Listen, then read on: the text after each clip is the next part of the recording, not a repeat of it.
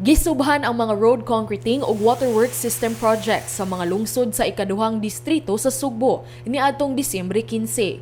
Una nga gi-groundbreak mao ang road improvement project sa poblasyon Nugas Road Section sa lungsod sa Alcoy. Mas dali na unya ang pag-deliver sa mga giani nga mga utanon kay pinaagi sa maong dalan makonekta na ang barangay poblasyon ug barangay Nugas. Sunod nga gisubhan ang 1.5 kilometros nga Giwang Kabalungan Road Section nga 12 milyones pesos ang kantidad.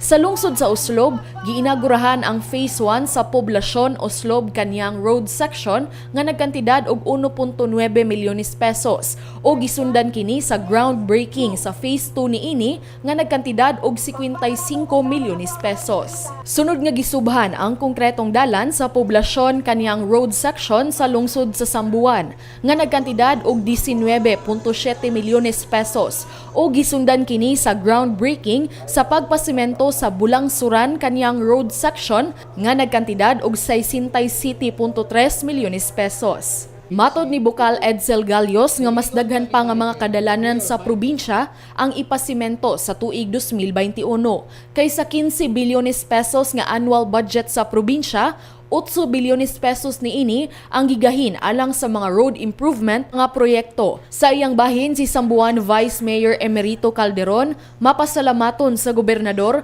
nga bisan pa man nga lahi ang ilang politikanhong partido, wala gihapon magduha-duha ang gobernador sa pagtabang sa ilang lungsod.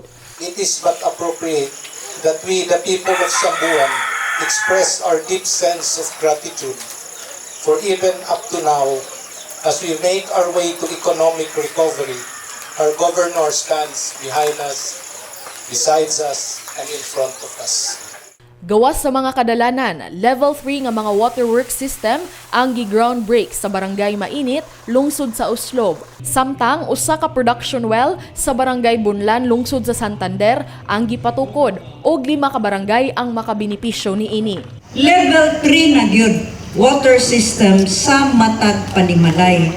Gripo sa Matag Panimalay.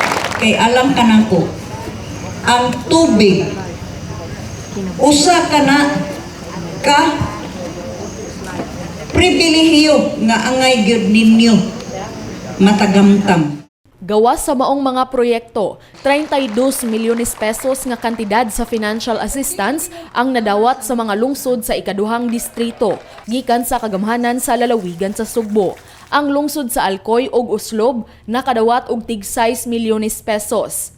Samtang ang mga lungsod sa Bulhoon, Santander, Argao, Dalaget ug Sambuan nakadawat og tig 4 milyones pesos. Matod sa mga mayor nga kini ipuno sa ilang pondo sa ilang lungsod sa ilang mga proyekto, sama na lang sa lungsod sa Sambuan nga gamiton ang kantidad sa pagpatukod sa ilang Tourist Information Office ug Senior Citizens Building. Samtang ang lungsod sa Alcoy gamiton ang ilang nadawat sa pagpa-restore sa ilang karaan nga Municipal Hall ug pag-develop sa ilang Heritage Park. Alang sa balita sa Sugbo, kini si Paula Mendoza.